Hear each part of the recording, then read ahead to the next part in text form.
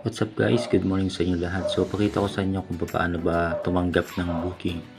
So off muna natin itong ating apps. Ayan. So ito yung ating Lalamove driver apps. So dalawa to. Meron tong yung pang 4 wheels. Ito is pang motor lang guys. No? Pag click natin dyan, syempre dapat merong laman yung ating wallet. Ito.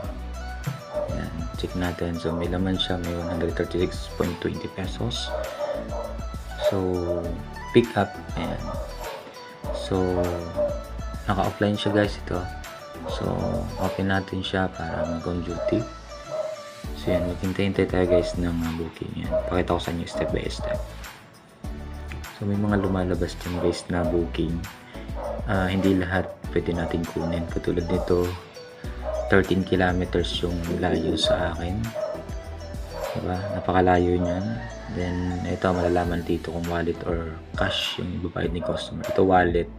So, papasok sa apps natin yung bayad ni customer.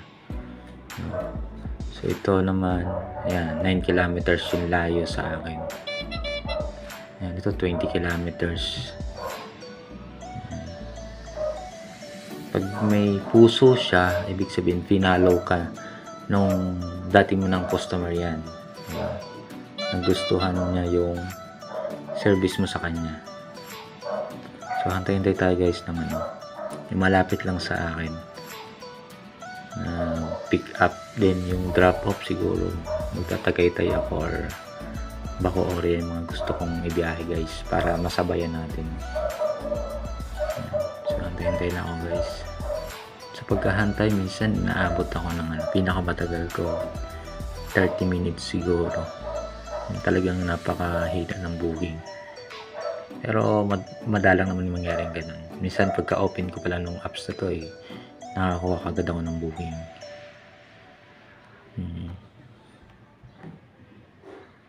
So yan. Yan guys, mga floating booking yung tawag dyan.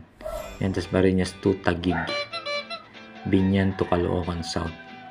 Yan, wallet siya. No? So meron siyang plus 147. So, yung SF lang niya guys is 206. Tapos si customer nagdagdag siya ng 147 pesos. Yan. Kaya lang wallet siya guys. Papasok sa apps natin. Sa wallet natin. Wallet account. Yan. Silang Bacoor. Ganyan. Okay. Pag may logo naman na ganito guys. Ibig sabihin abono yan guys. Yan o. 1,600. Check natin yan. Yan siya guys. So, 1,600. Ayan. Talagang wala tayong pang-abono. Guys.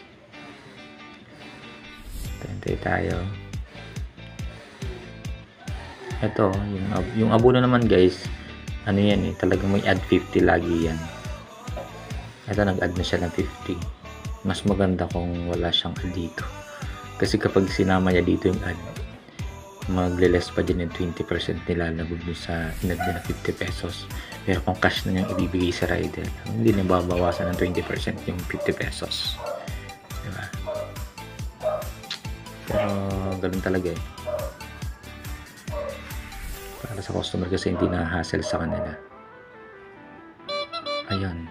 Malapit na. Dasmariñas to Bacoor sa may RDU. Patay. SM Dasma. Ipipick up. Umiiwas ako guys sa mga sa SM, no? Kasi pag sa SM ang pick up or deliver, minsan kailangan pang pumasok sa loob, papasok pa tapos iaakit mo second floor, third floor, di ba? Napaka-hassle nun. Tapos minsan hindi pa dinadagdagan ni customer. Mahirap naman na humingi tayo ng dagdag pero ayaw ni customer tapos nagbigay siya. Nako, umasa ka doon guys, i-report ka ni customer. Kaya hanggat maaari huwag na tayong humingi ng dagdag kung nasa sayo naman yun. Pero sa akin hindi ko na hiningi ng dagdag kasi alam naman nila yun kung gusto nila magdagdag, magdadagdag sila. Ang hirap guys kapag bumagsak yung natin, yung rating natin sa Lalamove. Napakahirap kumuha ng booking. Makakuha mo lang booking kapag bumagsak yung rating mo. Ayan, ito mga floating booking na yan. Yan ang makakuha mo guys. Yung walang kumukuha. Kasi malalayo or mababa ang rate. Diba? Or mabibigat. Yung mga abono. Yung mga floating booking. Malalayo sa akin yung pick up. So medyo maganda guys yung account natin. Mataas ang rate nito. Kasi ito siya guys, so excellent siya. Yan, diba? So kapag kinuha natin mga na yan, automatic kahit may sumabay dyan, mas makukuha natin yung booking. Kasi maganda yung ating performance sa account natin. Hindi kasi ako basta-basta nagka-cancel guys ng booking. Iniiwasan ko yun. Nalagaan ko yung account ko kasi para sa akin din naman yun. Kapag maganda yung account, kahit makipagsabayan ka dun sa iba, makakuha mo pa rin guys yung booking. Kahit mas malayo ka dun sa pick up, diba? Tapos mayroong mas mga malapit doon. Pag sinabayan mo silang sabay-sabay kayong kumuha ng booking na yun, mas makakuha mo kahit ikaw yung pinakamalayo. Yun yung para sa akin lang experience ko yun. Ayun guys. So wala pa rin malapit, nalayo sa akin. Sayang ito. Gusto mo Tagaytay sana nasa na yun. Ay, may kumuha na ng Tagaytay. Medyo malayo kasi sa akin guys. Ayan. Ayan, 14 kilometers, 13 kilometers, nalayo. 9 kilometers. Pinakamalayo ko lang siguro na pick up. 11 kilometers. No choice ako kasi nung time na yun umuulan, so hindi ko masyadong nakita yung ito. Akala ko 1 kilometers lang, 11 kilometers pala. So nakuha ko yung booking. Tapos pag check ko 11 kilometers. Ayun, tinawagan ko naman si customer na medyo malayo ako, kung okay lang sa kanya na hintayin ako. Okay naman daw kasi hindi naman minamadali yung item. So yun, pinick up ko pa rin. Layo sa akin. Kaysa naman ipa-cancel ko, di bababa yung aking rating ko sa apps ko. Yan guys. Ito may mga schedule. Hindi ako kumukuha niyan. Depende sa sa oras ko. Yan, schedule 9 AM. Diba? Papuntang Paranaque. Yan, Santa Rosa, Suto, Ali, Tagtag. Bago sa akin lugar na to. Batangas. Batangas na. Ali, Tagtag, Batangas. Galing Santa Rosa. Medyo malayo yan. Yan, ano yan. Wala pa rin guys. Carmona to General Trias. 137. So 9 kilometers yung layo sa akin. Ang kinukuha ko lang guys na mga booking yung 3 kilometers pababa. Pag lumampas na doon, hindi ko na sila kinukuha kasi medyo logi na yun. Depende sa sa SF, tapos dun sa location ng drop off. Minsan naman kahit 5 kilometers, tapos basta maganda yung drop off, yung location, tapos malapit lang sa akin. Minsan kinukuha ko yun. Yun guys, no? Ito, General Trias to Pasig. 14 kilometers ang layo sa akin nung pick up. Yan. Magaan lang daw. Yan, kumuha na.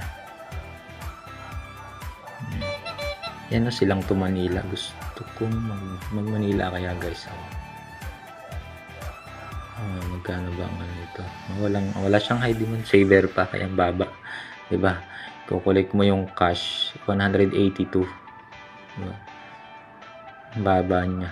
Saver kasi yun, nagtitipid si customer. Pero ang kagandahan sa saver guys, pwede ka mag-tatlong booking sabay-sabay dyan. Or higit pa ata. Hindi pa kasi ako nakakapag-try nyo eh. Nakakausap ko lang yung mga ibang rider. San Pedro to Tansa. Hindi rin ako basta-basta nagtatansa. Depende kung may kasabay. Nakuha ko yan. Yan guys. Nangalay na yung kamay ko. Ilang minuto na ako naghihintay ng booking. Marami naman dito guys booking. Dito pala ako sa location ko is Silang. Ayan, Silang Tagaytay. Pwede na to. Magkano? Okay. Strawberry. Kay April to. Dun sa Prutasan. 171. Ayan guys, diba? Yun. Ibig sabihin, nakuha ko yung booking guys. Ayan. Okay. McDonald's Bulihan. Nakapag-pick up na ako dito. 2 beses na. Pangatlong beses ngayon. So ito guys, pakita ko sa inyo. Ang step by step kung paano ang pag-pick up nito. So yun, nakuha na natin. So kukontakin ko si customer. Yung nag-book. Pwede mo siyang tawagan or pwede mo siyang i-text. Akong ginagawa ko guys, tinetext ko na lang siya para hindi na-hassle. Kasi alam ko naman yung pipick upin dito eh. Ilang beses na akong dito, nag-pick up. So yun, good morning. Alam mo, OTW, thank you. Yun lang. Send ko na sa kanya. Pagka-send ko, close ko na yan. Balik ako dito sa booking. Tapos, ang nakalagay dito, yung landmark, McDonald's Bulihan. So yun, yung landmark. Pero dito lang yan sa Mimanga, malapit lang to sa amin. Tapos, ang naman niya, ang drop-off sa Calp Tagaytay, Nasugbu Highway. So, ilang kilometer siya? Check natin.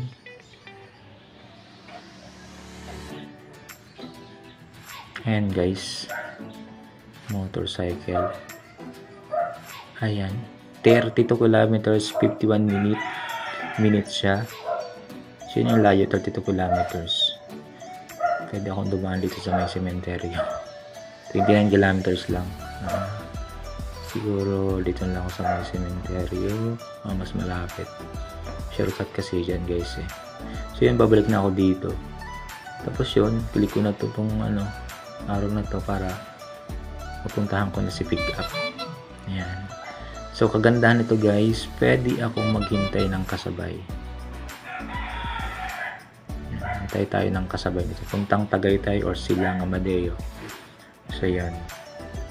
Pero bago ka kumuha dapat ng kasabay, dapat alam mo kung or tinawagan mo kung ano ba ipipick up kasi baka malaking item.